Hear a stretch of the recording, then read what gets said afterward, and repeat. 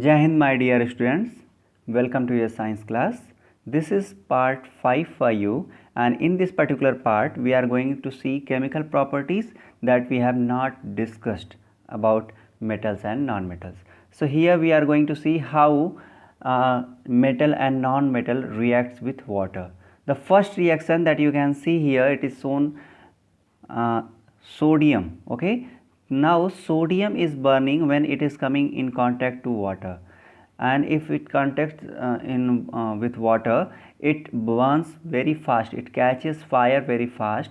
And this metal produce either oxide or hydroxide or hydrogen gas and released hydrogen gas whenever they come in contact with water. Okay, there are certain metals which are very reactive. They are highly reactive when they are coming in contact with water, and in that reaction lot of heat generated. Okay, the sodium, potassium and calcium, they are the very good example for highly reactive metals. You must have seen when we are adding lime into water, it start boiling, it looks like it's boiling.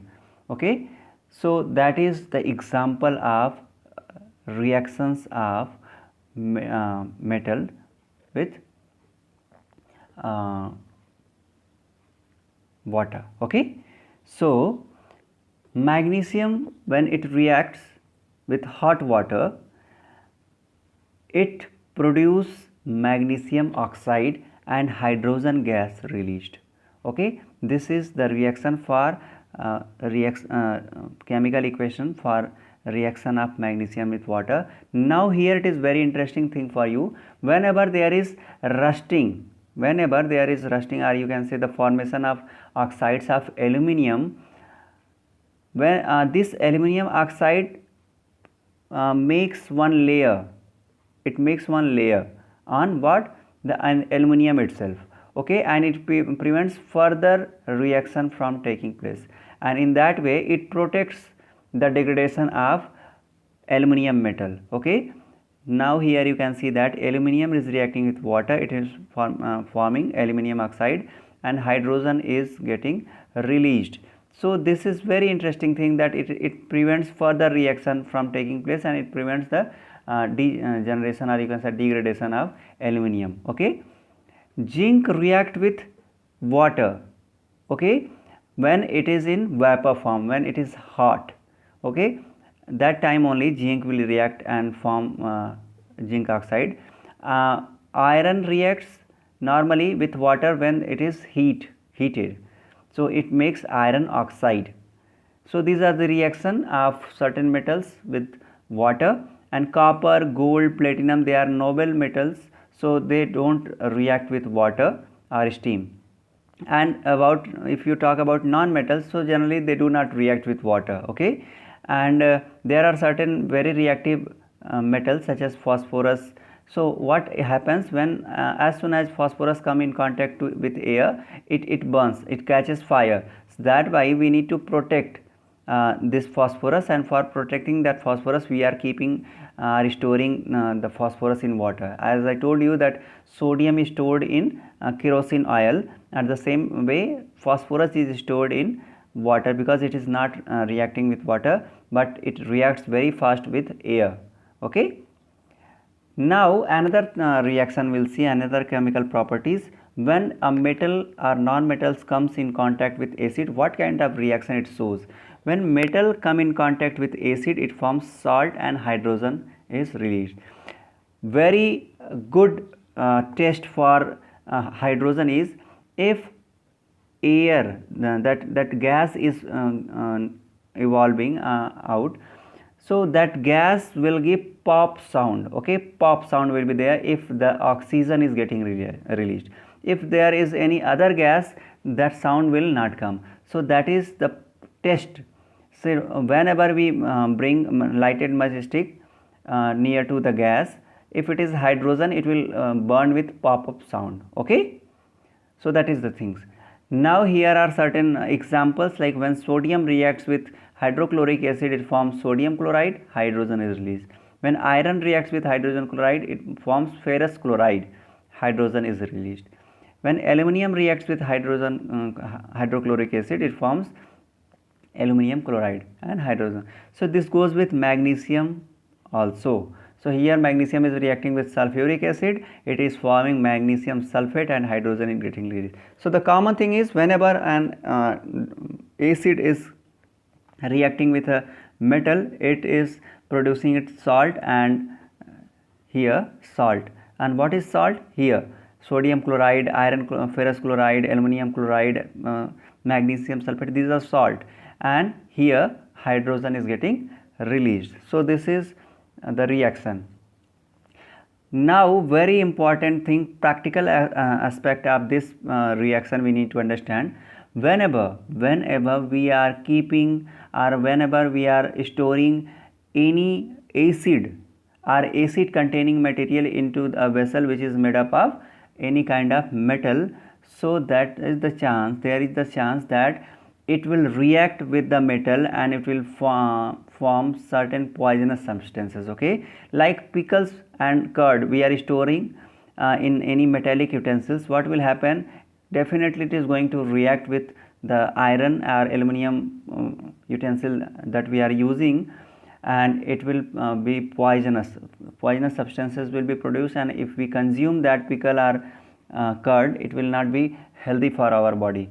So that's why it is advised that whenever we are storing pickles or any things which is made of which is having any kind of acid, so we always prefer to keep in glass jars or mud pots. Okay, they are the safer thing to store acid containing things. Okay, and non-metals do not react with dilute acids. Okay, so these are the things. Now we'll see what is the reaction of base when it comes in contact with metals or non-metals. Okay, so only some metals such as aluminum, zinc and lead react with strong bases such as sodium hydroxide and release hydrogen gas. And these reactions are very complex, very complex reactions.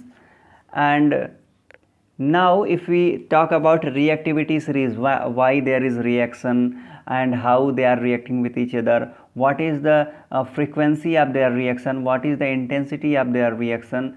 So all these things depends on their reactive capacity. Okay, how much reactive they are, and accordingly we are arranging in those metals into decreasing order of their reactivity.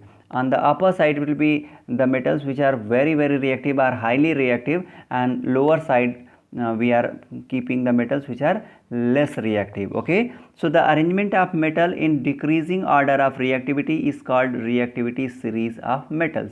Okay, here you can see how we are arranging highly reactive metal to less reactive metals. Okay, so here it is most reactive, here it is downside is least reactive. You can see here potassium is highly reactive, after that sodium, then barium, then calcium, magnesium, aluminum, zinc, iron, nickel, here tin and lead. After that hydrogen is not a metal, but we are keeping here. I will tell you why I have kept hydrogen here, why hydrogen is there in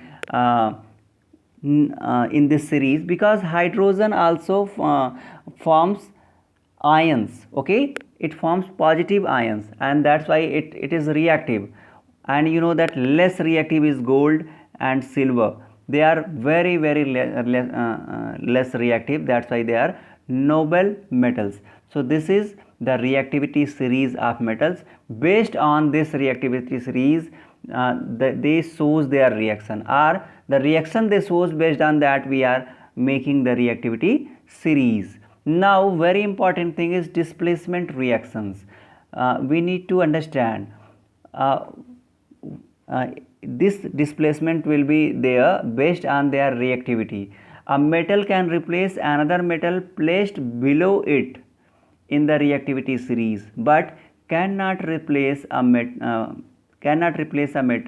placed above it in the reactivity series. We need to understand how. Suppose suppose this aluminium wants to replace this potassium, it is not possible, but potassium can replace aluminium, potassium can replace sodium, potassium can replace barium, because they are highly reactive. So highly reactive metals can replace less reactive metals, but less reactive metals cannot replace highly reactive metals. That's what the replacement reaction is. The reaction in which one metal replaces another from its salt solution is known as a displacement reaction. Let's see with some examples. This iron is reacting with copper sulfate, and what is it is doing? Iron is replacing copper, okay, and it is making iron sulfate and copper is replaced. Let's see to reactive series, where is iron and where is copper. Okay, so here you can see this is the place of iron and this is the place of copper. So this is reactive than copper, so that's why iron is replacing copper very easily. So iron is making iron sulfate, okay, ferrous sulfate, and this copper is getting released or displaced. So iron sulfate is here. Now another thing is magnesium is reacting with copper. So even magnesium is much more reactive than iron, so it is easily replacing and forming magnesium sulfate, and copper is getting released. Now again zinc and copper. Let's see what is the position of zinc and copper. Here you can see the zinc and here is the copper. So it is upper side means it is reactive, more reactive than zinc, so that's why it is easily replacing these things. Okay, so this is what a replacement reaction, and we have covered our topic of chemical reaction or chemical properties of metals and non-metals. So thank you for watching. See you in the next video. Jai Hind, Jai Bharat.